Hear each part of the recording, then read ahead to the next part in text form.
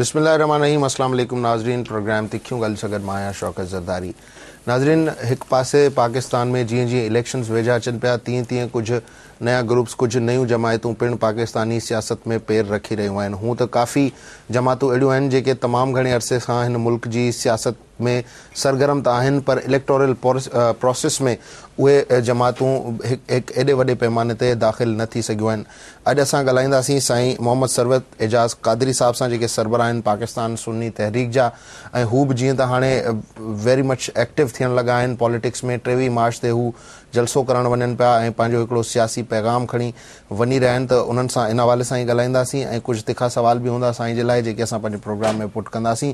त अचो साईं सां ॻाल्हि ॿोल जो सिलसिलो शुरू था क्यों। सरवर साहब, आपको वेलकम कहेंगे, आप आए हमारे प्रोग्राम में, बहुत शुक्रिया आपका। सर, पहले तो ये बताएं कि माशाल्लाह आपकी तंजीमें, ऐसी बहुत सी मजहबी जमातें जितनी भी हैं, उनके ऊपर बस यही समझा जाता है कि ये प्रेशर ग्रुप्स हैं और ये सिर्फ मज़हब की बात करते हैं और मज़हब तक ही रहना चाहते हैं। लेकिन आप भी जैसे अब जा रहे हैं पॉलिटिक्स में और आप 23 मार्च को एक बहुत बड़ा जलसा आप एक्सपेक्ट कर रहे हैं, तो किस तरह आप अपना मैसेज पहले देना चाहेंगे लोगों को कि क्या आपके मकासद हैं, क्या आपका मैनिफेस्टो है, क्यों आपको ज़रूरत पड़ी कि आपको भी इस पॉलिटिकल धारा में आना चाहिए? बिस्मिल्लाहिर्रहमानिर्रहीम। सबसे पहले तो आपका शुक्रिया, और यकीनन आपने मुझसे कबल अभी जो इंट्रोडक्शन हो रहा था उसमें भी आपने जिक्र किया एक कि मुख्तलिफ सियासत के हवाले से एक सेटअप बन रहे हैं और चीज़ें मामलात हैं। और गुज़िश्ता 64 साल की अगर हम सियासत देखते हैं, 66 साल कह लें आप, कि उसमें हम अपना वो मुकाम हासिल नहीं कर सके जो ख्वाब हमारे बुज़ुर्गों ने देखा था कि पाकिस्तान को हम एक फ़िलाई रियासत बनाएंगे जहां आवाम के हुकूक होंगे, इंसाफ दहलीज़ के ऊपर होगा, करप्शन नहीं होगी और एक खूबसूरत तरक्की याफ्ता मुल्क में होगा। क्योंकि इस्लाम जो पाकिस्तान जो है इस्लामी ममालिक के अंदर भी एक मकबूल रियासत की हैसियत रखता है। लेकिन अफसोस है कि क़ायद-ए-आज़म रहमतुल्लाह अलैह और लियाक़त अली ख़ान मरहूम के बाद हमें कोई क़यादत मैसर नहीं आई जो पाकिस्तान को उस मंजिल की तरफ ले जा सकती थी जिसका ख्वाब हमारे बुज़ुर्गों ने देखा था। और यकीनन आप और हम भी उसी चीज़ के मुतमन्नी है कि इस पाकिस्तान के अंदर हर चीज़ फैसिलिटीज़ हो, इंसाफ हो, लेकिन नहीं है। सुन्नी तहरीक सन 1990 में जब इसका वजूद था तो उस वक़्त दहशतगर्दी उरूज के ऊपर थी, यानी कि 79 और 90 की इन बिटवीन काफ़ी दहशतगर्दी उरूज पे थी। आप नमाज़ पढ़ना लोगों के लिए मुश्किल हो गया था। तो हमने ये सोचा, और हमारे कायद मोहम्मद सलीम कादरी शहीद रहमतुल्लाह अलैह, जिन्हें 2001 में शहीद किया गया दहशतगर्दी के निशाना बने, तो उनकी सोच यही फ़िक्र थी कि नहीं, इस्लाम तो मोहब्बत और प्यार और रवादारी के सबक देता है, और ये हम किस तरफ जा रहे हैं, ये इस्लाम का कौन सा रुख इंट्रोड्यूस कराया जा रहा है कि आज दुनिया हमें दहशतगर्दी की निगाह से देखते हैं कि इस्लाम एक दहशतगर्द है। तो इस सब को सोचते हुए, इस फिक्र को लेके कि नहीं, अपने बुजुर्ग के ख्वाब को पूरा करने के लिए हम मैदान अमल में आए और एक मजहबी फलाई और सियासी तंजीम का ये आया। तो उस वक्त सियासत की कोई सोच नहीं थी, सिर्फ ये दहशतगर्दी के मुकाबले के लिए मैदान में उतरे थे कि इसको रोकना है और इस्लाम के सही तशख़्ख़ुस को उजागर करना है। और उसमें लेकिन बहुत जल्दी हमारे कायद की शहादत हो गई उनके रुफाका के साथ। फिर 2006 का वाक़या हुआ, 2006 में साने नश्ता पार्क हुआ जिसमें 63 जनाजे उठाए। आपने ये देखा होगा, एक चीज़ जो गौर की होगी कि 90 से लेकर हमारी तहरीक आज 2012 में दाखिल हो गई है, लेकिन आपने कहीं रद्द अमल नहीं देखा। हमें जो दोस्त चाहते हैं या जो दोस्त पसंद नहीं करते हैं कि हम सियासत करें, उनकी तरफ से कुछ चीज़ें जो हैं मामलात, लेकिन उसके बावजूद हमने अपनी जद्दोजहद जारी रखी। अपनी क़यादत की कुर्बानियों के बावजूद हमने अमन व अमान, मोहब्बत, रवादारी, प्यार, हमने उसी को 63 जनाजे रखे थे। हमने किसी के घर, किसी की गाड़ी, किसी को कत्ल नहीं किया। ये हमारी मोहब्बत वतनी थी, इस प्यार था इस्लाम का, वो कि हमने कहा नहीं, आइन और कानून के दायरे में रह कर हम अपनी जद्दोजहद करेंगे। लेकिन अफसोस है इस पाकिस्तान के अंदर यकीनन इंसाफ मैसर नहीं। अच्छा सर, आपकी अगर मैं सुन्नी तहरीक के हवाले से बात करूं तो जब मैं आपकी वेबसाइट पे देख रहा था और आपके मकासद और जितनी भी चीज़ें मैं पढ़ रहा था, तो फील ये हुआ कि जी अहले सुन्नत पे आपका ज़्यादा फोकस है और इसी वजह से आपकी तहरीक का नाम भी सुन्नी तहरीक है। लेकिन जब आप सियासत में जाएंगे तो सियासत में तो दूसरे मज़ाहिब के लोग भी आपके फॉलोअर्स बनते हैं। जब वोटिंग की बात आती है, दूसरे फ़िक़ा के लोग भी आपके पीछे आ जाएंगे। तो क्या फिर आप उन सबको समेटने की कोशिश करेंगे या फिर आपका जो एक सेगमेंट होगा जिससे आप वोट तलब करेंगे? क्योंकि पॉलिटिक्स में तो आप वोटिंग पे जाएंगे ना, तो फिर क्या आप सिर्फ आप अहले सुन्नत के लोगों का ही वोट डिमांड करेंगे या फिर सारे पाकिस्तानियों से आप अपील करेंगे कि वो आपको वोट करें? हम सबसे अपील भी करेंगे और यकीनन हम इस्लाम की जो 1250 साल जो परचम फतह का लहराया, जहाँ मोहब्बत थी, जहाँ अपने से ज़्यादा अक़लियत के तहफ़्फ़ुज़ का जिक्र होता है, वह अक़लियत को तहफ़्फ़ुज़ देते हैं। तो यकीनन जब हम इसमें आएंगे, हर शख्स अपने एक नाम से काम कर रहा है। मैं इस्लाम का नाम लूँ और काम में इस्लामाबाद के करूँ, तो आज हमने तो हिस्ट्री तो यही देखी है अभी तक कि लोग इस्लाम का नाम लेकर मैदान अमल में आए, सियासी अमल में आए, लेकिन वो इस्लामाबाद के रह गए। हम ये चाहते थे कि सियासत ऐसा गुलदस्ता हम ऐसा सजाएं जहां सब लोग हों, सब अपनी फिक्र के मुताबिक, अपने अंदाज के मुताबिक, अपने दायरे कार में रह के काम करें। फसाद कब होता है? जब आप अपने नुक्ता नज़र को किसी पर इम्पोज करें। जब अगर आप अपने नुक्ता नज़र में सबको आज़ादी है, हर शख्स को अपनी इबादत की आज़ादी है, अपने दायरे कार में रहते हुए यकीनन एक दूसरे का हुकूक का, एक दूसरे के ख्यालात का ख्याल करते हुए अगर हम आगे बढ़े तो मेरे ख्याल कुछ नहीं है।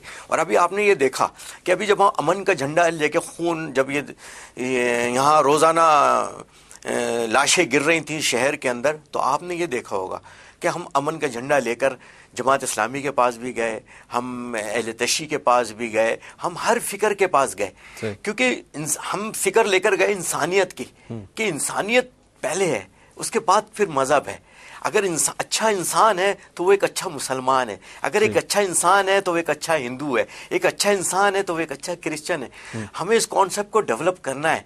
ये कॉन्सेप्ट था हमारे आका सल्लल्लाहु अलैहि वसल्लम का, जिन्होंने हमें 1400 साल पहले ये आइन और मंशूर दे दिया मोहब्बत और प्यार का। आपने देखा जो उन्होंने इज़हार नब्वत नहीं की थी 40 साल तक, तो लेकिन लोग उनको अमीन, सादिक, मोहब्बत, रवादारी और जो दहशत लड़ते थे बड़े बड़े सरदार, उनके ऊपर आपने देखा वो अमन के दायरे में आ गए। लेकिन हम वही रुख दिखाना अब जो सर रिसेंट किलिंग हुई है शियाज की, जो 18 शियाज मारे गए हैं, तो एक थॉट ये भी दिया जा रहा है कि ये रिएक्शन था कि जो 2 सुन्नी हजरात कराची में कत्ल हुए, शायद उसका रिएक्शन था, फिर वो तो जिम्मेदारी किसी और ने कबूल की। आप इसको कैसे, क्योंकि लोगों के जहनों में उभाम है, अगर एक फ़िक्के का बंदा मारा जाता है और फिर अगले दिन किसी दूसरे फ़िक्के का मारा जाता है, तो उभाम ये पैदा होता है कि जी इन्होंने इसका बंदा मार दिया, इन्होंने इसका बंदा मार दिया। तो इस उभाम को आप कैसे क्लियर करने की कोशिश करेंगे? यकीनन देखें, इसमें वो तो मेरे ख्याल से हम अपनी कोशिश तो कर रहे हैं, और इसी कोशिश में सुन्नी तहरीक का वजूद आया था कि हम इस्लाम का सही रुख दिखाना चाहते थे कि नहीं, इस्लाम मोहब्बत प्यार का है।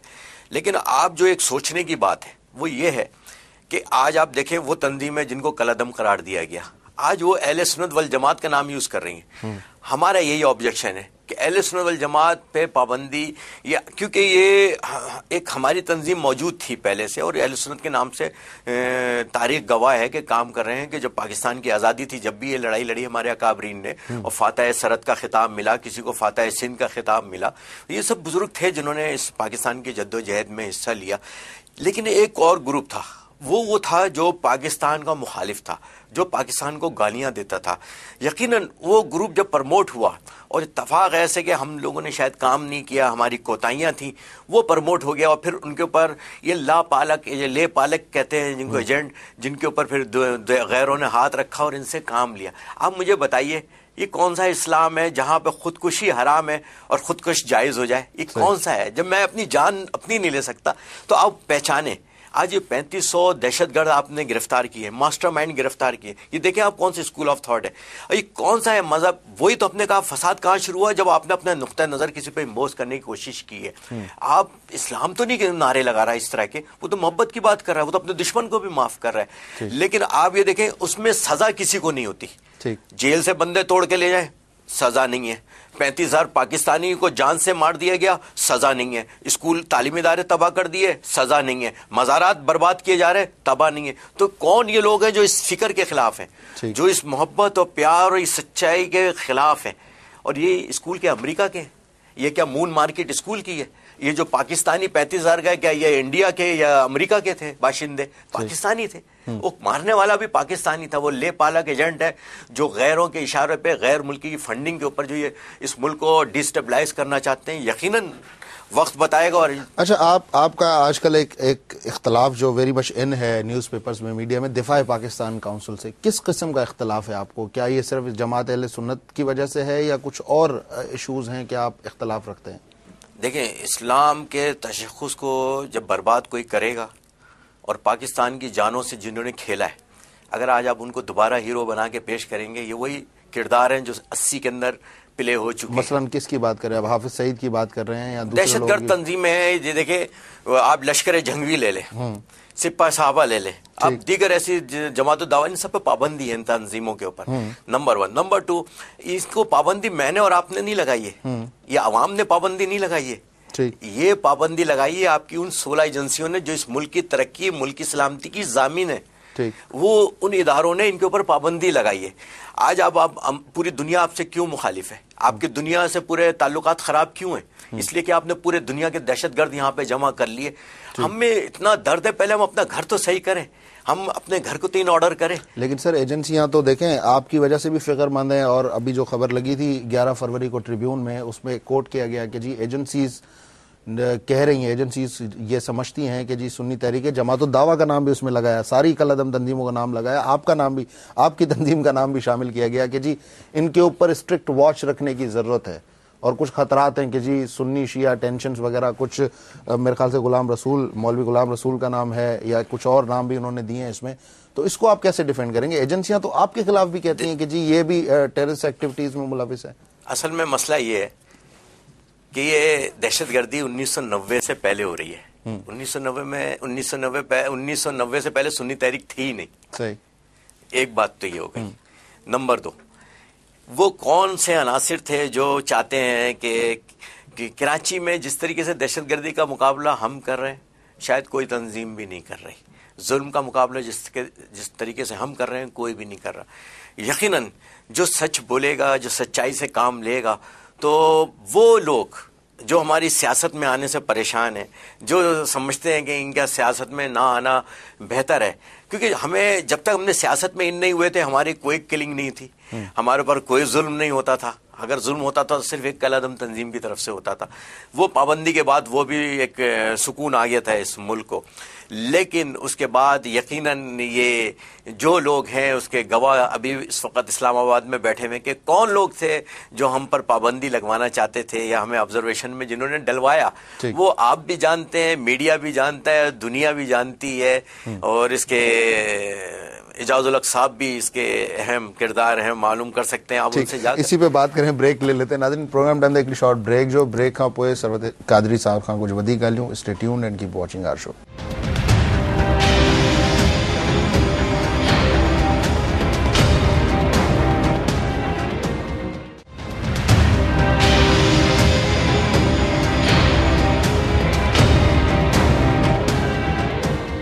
वेलकम बैक नाज़रीन। असां स्टूडियो में मौजूद आहिनि सरवत एजाज़ कादरी साहब, जेके सरबराह आहिनि सुन्नी तहरीक जा।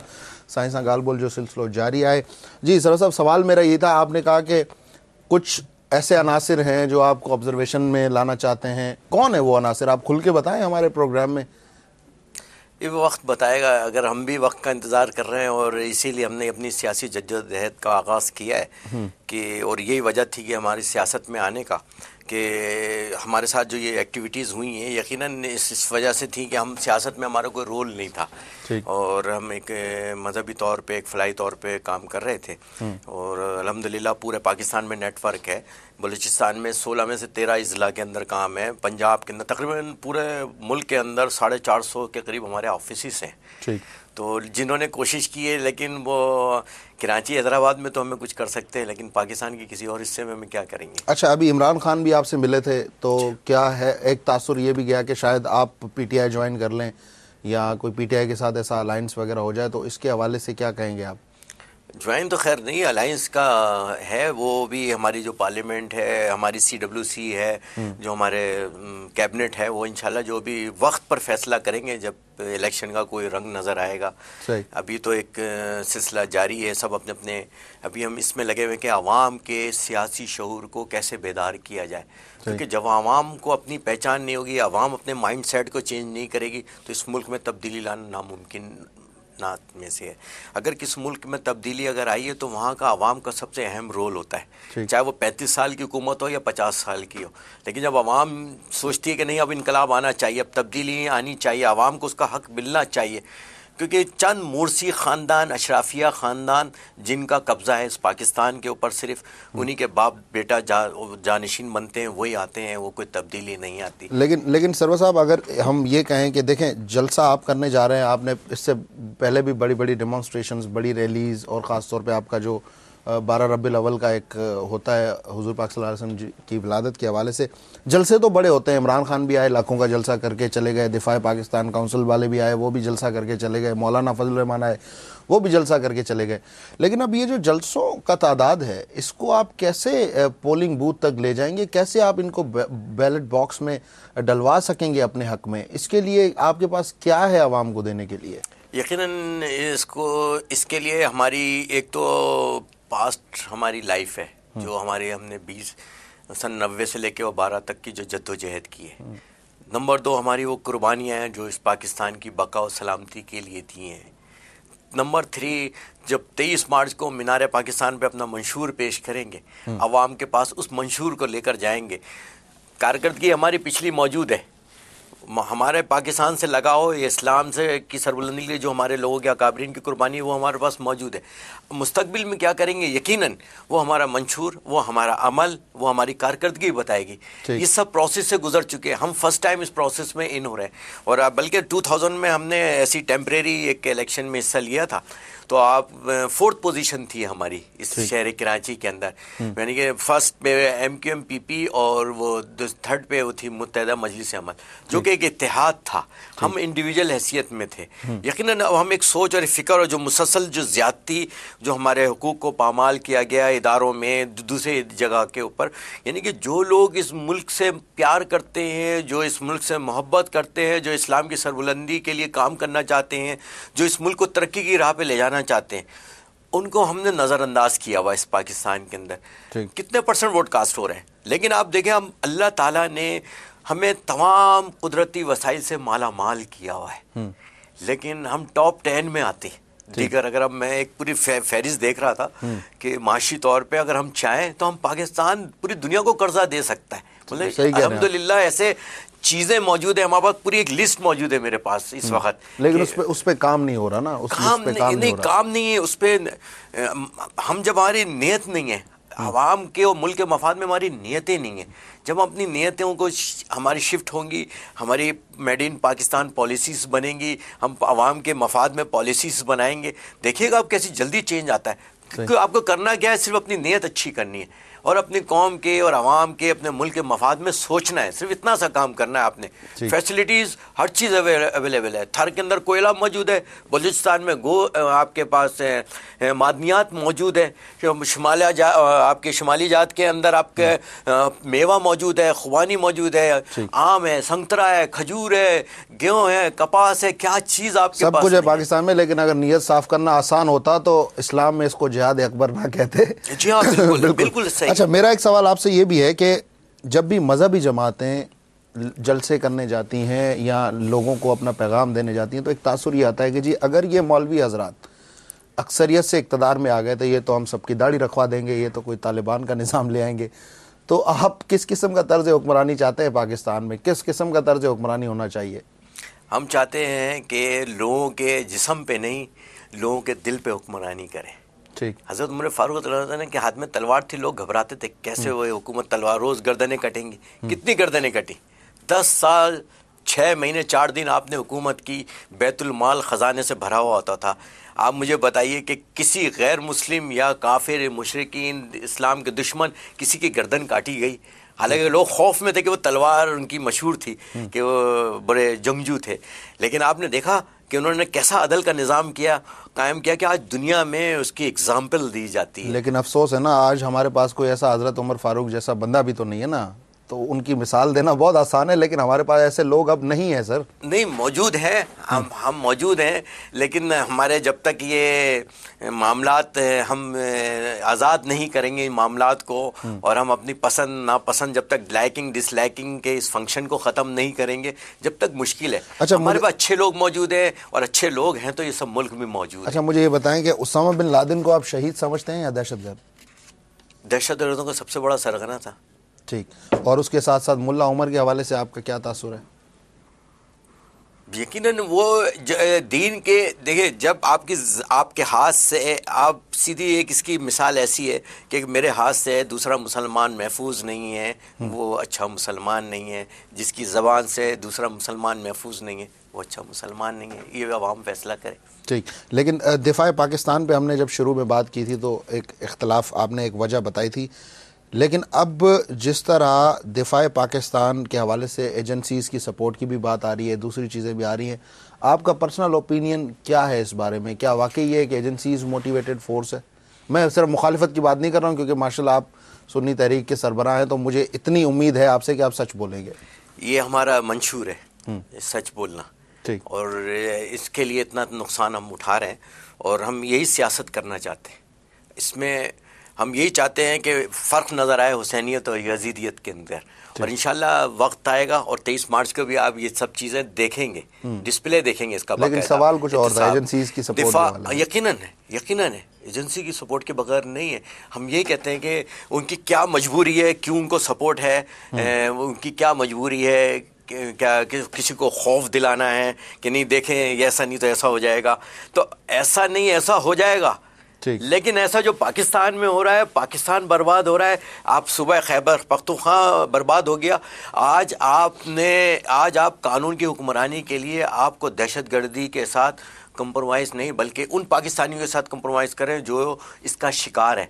हम 3500 के लिए ड्रोन हमलों के ख़िलाफ़ हैं, हम नेटो सप्लाई के ख़िलाफ़ हैं, लेकिन आप 250 के लिए तो एहतजाज कर रहे हैं। हमारा ये कहना है, हमारा इख्तिलाफ ये है कि आप जो 250 ड्रोन हमलों के अंदर निशाना बने, उसमें हो सकता है अच्छे भी गए, उसमें हो सकता है वो दहशतगर्द भी निशाना बने, लेकिन मेरा सवाल ये है कि 250 ज़्यादा है या 35,000 ज़्यादा है? तो हमने 35,000 के लिए कभी हमने धरना दिया? कभी हमने पाकिस्तान में बेरोजगारी के लिए धरना दिया? कभी हमने पाकिस्तान के मज़ारात को बम से उड़ा के हमने धरना दिया? पाकिस्तान के अंदर बेरोजगारी है उसके लिए हमने धरना दिया? पाकिस्तान के अंदर महंगाई है उसके लिए हमने धरना दिया? लाकानूनियत है, टारगेट किलिंग है, उसके लिए हमने धरना दिया? हम सिर्फ 250 आदमी के लिए तो धरना दे रहे हैं और 35,000 आदमी आपको नजर नहीं आ रहे। लेकिन वो लोग ये कहते हैं कि जी ये जो 35,000 लोग मरे हैं वो इन ड्रोन अटैक्स का, और ख़ास तौर पे अमेरिकी जारियत जो इस मुल्क में हो रही है उसके रिएक्शन में, ये सारी फोर्सेस, ये सारा टेररिज्म उसके रिएक्शन में पैदा हुआ, ये एक इंसर्जेंसी बन गई है। Good question. मैं इस पे आपसे सवाल करता हूँ, मुझे बताइए कि क्या ये जितने 35,000 आदमी थे, ये क्या अमेरिका के फौज के सिपाही थे? क्या ये अमेरिका की पॉलिसीज के लिए काम कर रहे हैं? लेकिन हुकूमती पॉलिसीज की वजह से तो हुकूमत को निशाना बनाए ना, पार्लियामेंट को निशाना बना ले। उनके और जो लोग बैठे हैं जो इस पॉलिसी मेकर है, अब उनके पास जाए, उस गरीब आवाम के साथ जा रहे हैं जो पहले जुल्म की पिसी हुई चक्की में पिस रही है, जो भूख के अफलास की चक्की में पिस रही है, जो गुर्बत की चक्की में पिस रही है, अब उसी को दहशतगर्दी का निशाना बनाए। कभी आपने देखा है कि इस 35,000 खानदान का क्या हुआ है? क्या इन दिफा पाकिस्तान वालों ने उनके खिदमत कर रहे हैं? क्या उन 35,000 पाकिस्तानियों के घर के हालात पूछे इन्होंने कभी जाकर पाकिस्तान का? और दिफा का काम पाक फौज आपने क्यों रखी हुई है? कि अगर दिफा का काम पाकिस्तान इनको करना है तो फिर पाक फौज को घर पे बिठा देना, बैरिकों में वापस भेज दे। वो तो आपने कहा फौज तो पीछे खड़ी है ना, हुकूमत को जगा रही है, लेकिन ये किसका दिफा कर रहे हैं? ठीक, ये किसका दिफा? यहीं से शुरू करेंगे। ब्रेक नाज़रीन, प्रोग्राम में एक शॉर्ट ब्रेक, जो ब्रेक खां पोए सवेद एजाज कादरी साहब सां कुछ वधीक ॻाल्हियूं। Stay tuned and keep watching our show.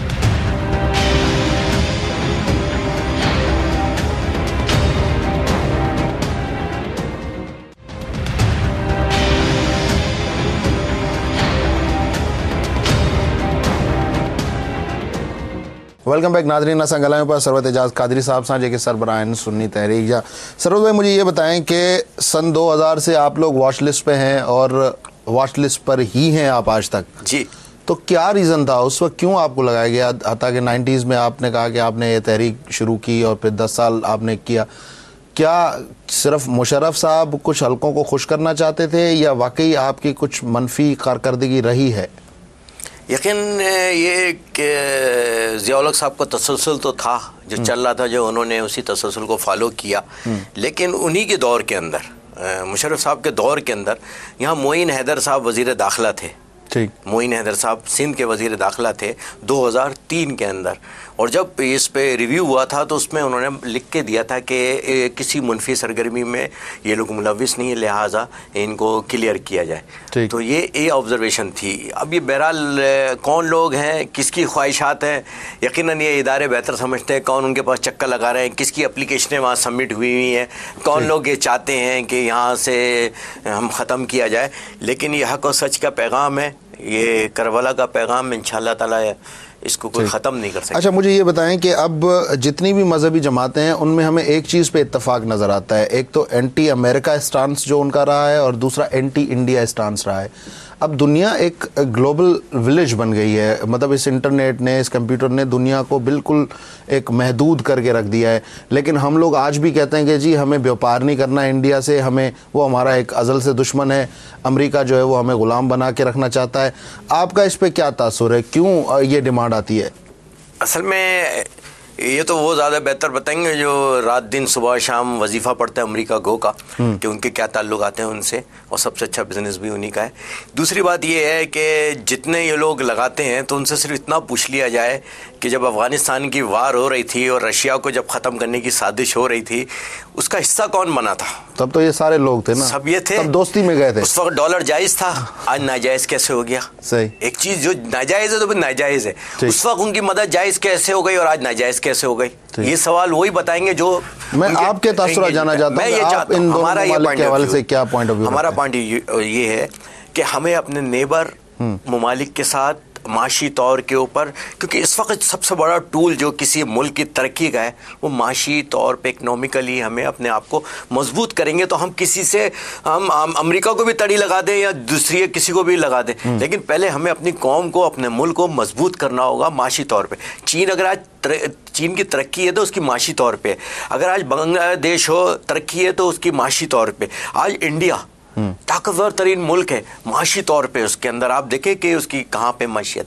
तो हमें इनके साथ दोस्ती करनी चाहिए, इनके साथ ताल्लुकात करें और हमें अच्छे ताल्लुकात लेके एक टेबल टॉक के ज़रिए, हमें गुफ्तो शनीद के ज़रिए हमें अपने मसाइल हल करें, अपने मुल्क को मजबूत करें। अब एड के बजाय हम ट्रेड के ऊपर तवज्जो दें। ट्रेड कब होगी? जब आपके पड़ोसी ममालिक के साथ ताल्लुकात अच्छे होंगे। हमें इन सबसे ताल्लुकात अच्छे करके सबसे पहला काम हमें ये करना चाहिए कि हम ये फैसला कर लें कि पहले अपने मुल्क को, अपनी कौम को, अपनी आवाम को उनके पैरों पर खड़ा करके एक मजबूत माशी मुल्क बनाना है, ताकि जब माशी तौर पे हम तरक्की करेंगे फिर आप किसी को गो का नारा लगाइएगा, कोई मसला नहीं है, लेकिन पहले आप खड़े तो हो जाए। अभी तो मदद भी आप उनसे ही मांग रहे हैं और सारे उनके बगैर आप चल नहीं पाते। तो ये साम्राज्य जितनी कुव्वतें, इनका ये एक मिशन है, एक किस तरह हम उनके वसाइल पर कब्जा करके हम क्यों उनका हिस्सा बन रहे हैं। हम पहले अपने मुल्क को तरक्की दें। हम अपने मुल्क के इदारों को बर्बाद कर रहे हैं, हम अपने स्कूल तबाह कर रहे हैं। ये अमेरिका के स्कूल नहीं है, ये फौज अमेरिका की नहीं है, ये इदारे अमेरिका के नहीं है, हम फिर क्यों उनको बर्बाद कर रहे हैं? ठीक, लेकिन ये तो खैर वो ईरान से देखिए ना, अब ईरान आपको कह रहा है मैं सस्ती बिजली देने को तैयार हूँ, ईरान आपसे कह रहा है कि मैं सस्ती गैस देने को तैयार हूँ। What is the problem? Where is problem? हुकूमत तो कर रही है, हुकूमत तो कर रही है, यकीनन कर रही है, लेकिन कौन लोग हैं जो इस मामलात को, आपने देखिए जब ये इशूज होते हैं तो ये फसादात शुरू होते हैं। एक बहुत गौर तलब बात है, जब आपके चाइना से ताल्लुक आता है, चाइना का विजिट होता है, चाइनीज अगवा हो जाता है। चाइनीज अगर कारो बिजनेस का, अब चाइनीज आपका सबसे खूबसूरत मुल्क है, तुर्की आपका बहुत बेहतरीन मुल्क है। आज आप तुर्की की तरक्की देखें वो कैसे की है, आज चाइना की तरक्की देखें उसने कैसे की है, आज आप इंडिया देखें।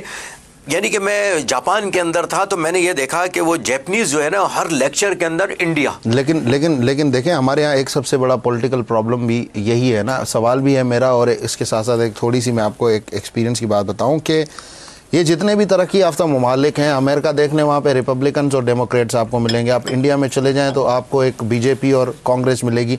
वहाँ पे 1, 2 या मैक्सिमम 3 बड़ी जमातें। यहाँ तो जो घर से नाराज़ होता है वो जाके सियासी पार्टी बना लेता है।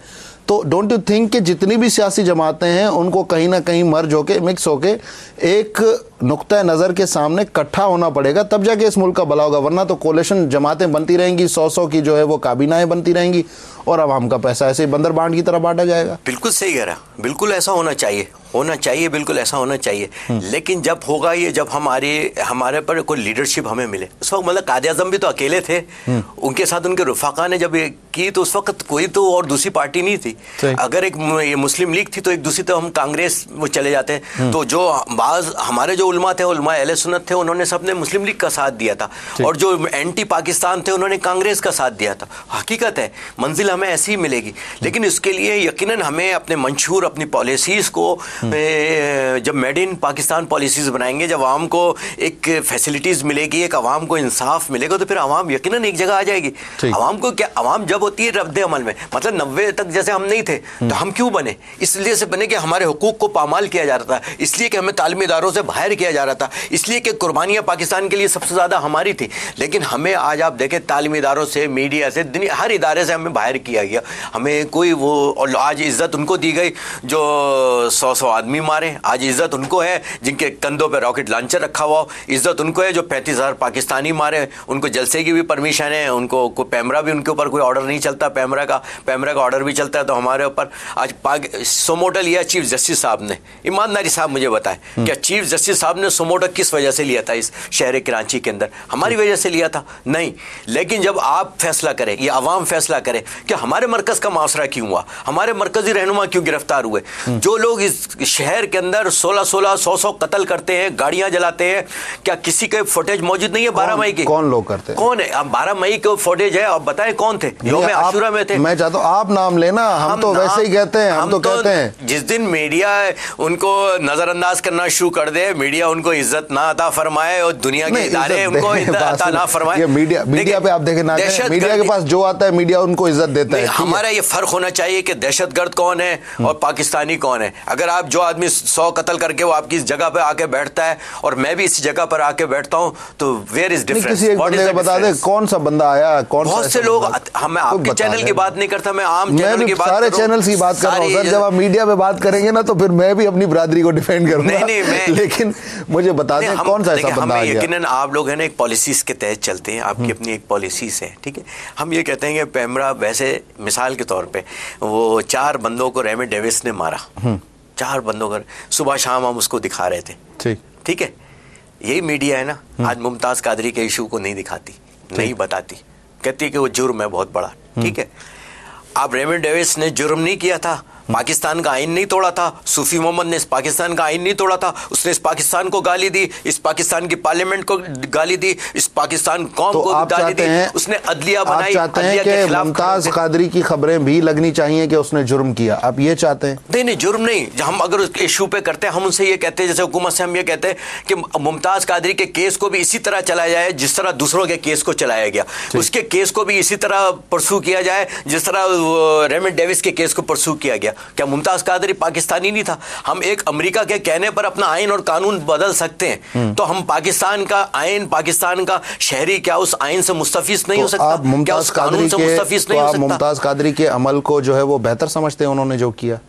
इस्लामी जो उसने एक शरीयत के खिलाफ जो किया काम, आपने काम उसने भी अच्छा नहीं किया था, जिसने जाकर वहाँ गवर्नर उसने जाकर जब वो क्या कहते हैं आसिया बीबी को, हज़ारों ख़वातीन पड़ी हुई हैं, जेल में जाएं, सेंट्रल जेल में जाएं, आपको हज़ारों मेरी ऐसी बहनें और माएँ मौजूद हैं, ऐसे भाई मौजूद हैं जिनके ऊपर कोई मुकदमात नहीं है। मैं भी कलमा पढ़ने वाला हूँ, नबी पाक सल्लल्लाहु अलैहि वसल्लम की नामूस की मैं भी जो है वो इज़्ज़त करता हूँ, मैं मानता हूँ उनके बाद कोई दूसरा नबी नहीं आएगा, वो आखिरी नबी है। लेकिन कुरान की एक आयत है कि मेरे नबी की नामूस के खिलाफ जो भी बोलेगा उसका फैसला मैं खुद करूंगा, अल्लाह ताला फरमाते हैं।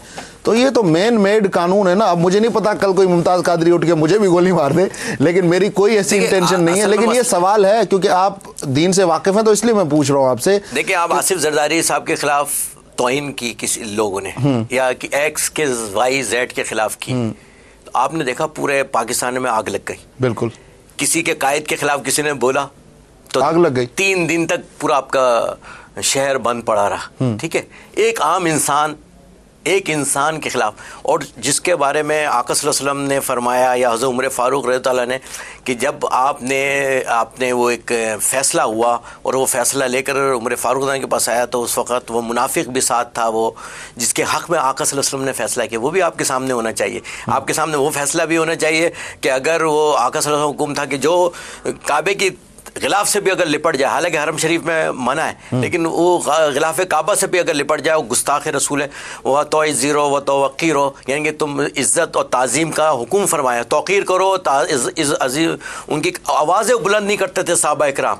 क्या था कि हज़रत उमर फ़ारूक रज़ियल्लाहु अन्हु और हज़रत अबू बकर से गुफ्तगू फरमाए थे, आवाज़ थोड़ी ऊँची हो गई थी, तो आयत उतर गई कि नहीं, अपनी आवाज़ें आका सल्लल्लाहु अलैहि वसल्लम की आवाज़ से नीचे पस्त रखो। मैं इस तरफ जाना नहीं चाह रहा था, लेकिन आपने ये जिक्र किया है तो फिर मैं कुरान की बहुत सारी आयतें मैं भी बता सकता हूँ कि जहाँ हुक्म आया है। तो हमें सिर्फ कहने का मकसद ये है कि मैं कानून का पासदार हूँ, मैं कानून का बड़ा हूँ, मैं कानून का, मेरी रखवाली मेरी जिम्मेदारी, हिफाजत है, रूल ऑफ लॉ की जिम्मेदारी मेरी है कि मैं गवर्नमेंट की सीट पे हूँ। तो मुझे हर एक को एक ही नज़र से देखना है। आपने जुर्म नहीं किया, आप उसकी बात नहीं करते। आप जैसे अभी आपने कहा कि वो रद्द अमल है 35,000, आप ये कहते हैं वो रद्द अमल है, मैं नहीं कहता, वो उसकी वो ज़ाती एक हैसियत में उसके अपना मोहब्बत थी, उसका था।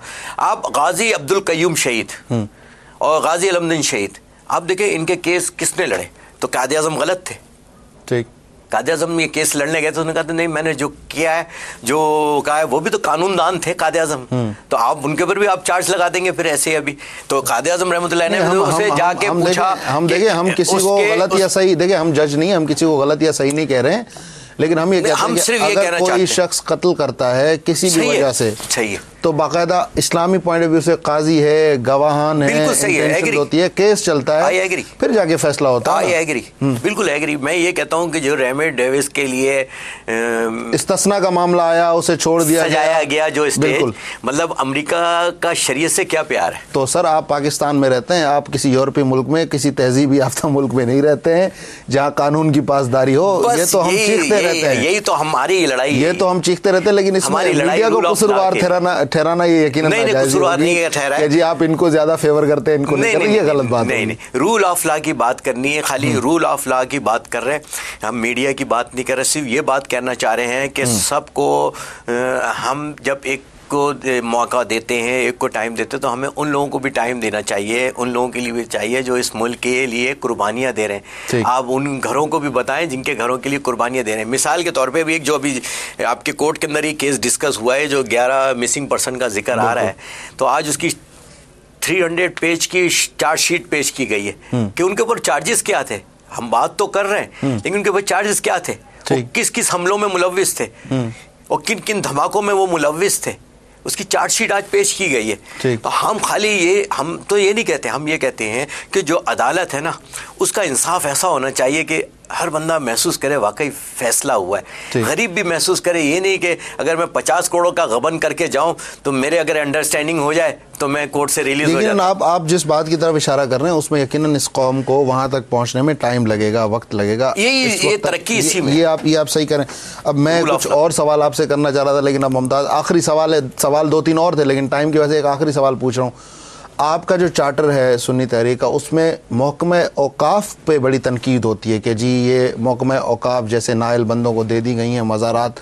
ऐसा क्यों लगता है आपको कि ये नाअहल बंदे, हत्ता कि हमने देखा है कि दरगाहों में अब अगर जाके देखते हैं तो काफ़ी चीज़ें माजी के मुकाबले में थोड़ी सी बेहतर नज़र आती हैं, कहीं सफाई का ये वो, कहीं इक्का दुक्का पाकिस्तान में आपको पता है कहीं कानून पे पूरी अमल दरामद होती है, कहीं नहीं होती है, लेकिन महकमा औकाफ पे आपके क्या मतलब तहफ़्फ़ुज़ात हैं? इसमें वो ही जो हमने अपने ज़्यादती का जिक्र फरमाया था, उसमें हमारा यानी कि मैनिफेस्टो का एक हिस्सा औकाफ भी है। हम सिर्फ कहने का मकसद ये है कि औकाफ जिनके मानने, जो इसको मानते हैं, जब उनके लोग वहाँ पे मौजूद होंगे तो दहशतगर्दी ख़त्म होगी। फिर उन्हीं का लिटरेचर, उन्हीं का मैसेज, जो मोहब्बत है। आप देखिए इस वक्त दुनिया का और या पाकिस्तान की भी मिसाल ले लें, मैं दुनिया भी घूम के आया, देख के आया हूँ ये सब चीज़ें, शाम, इराक़, सब करबला, नजफ़ और सारे मज़ारात।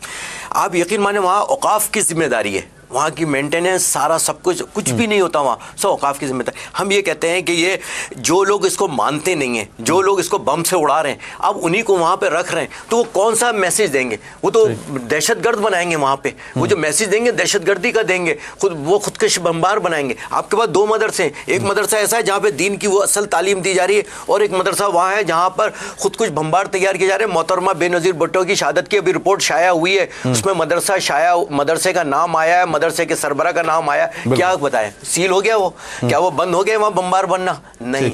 हम ये कहते हैं कि जो सूफी अज़म के मानने वाले, उनके हवाले किया जाए।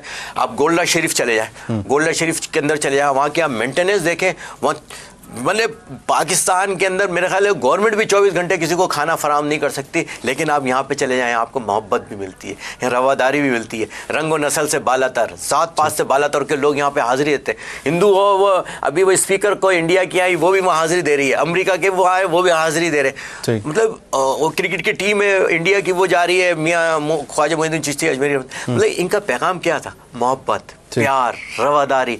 ना ये रंग को जानते थे, नस्ल को जानते थे, जात पात बिरादरी से बालातर होकर हक, सच, प्यार और मोहब्बत का पैगाम हम करते थे। तो हम ही कहते थे उन्हीं के चाहने वालों को ये मुकाम दिया जाए। और इस पे सिंध में तो माशाल्लाह से इस मामले में मैं जरदारी साहब को ये मुबारकबाद पेश करूंगा कि उन्होंने जो इस पे काविश की है, और इसमें अल्हम्दुलिल्लाह अब इंशाल्लाह। ठीक है, सरवत एजाज कादरी साहब को बहुत शुक्रिया। टाइम खत्म हो गया, कुछ और सवाल भी थे आपके लिए, थैंक यू वेरी मच। नाज़रीन, मोहम्मद सरवत एजाज कादरी साहब के बुधो जेके सरबराहन पाकिस्तान सुन्नी तहरीक जा अॼो के प्रोग्राम में एतिरो ही। शौकत ज़रदारी के इंदड़ प्रोग्राम ते ॾींदा इजाज़त। अल्लाह भाई।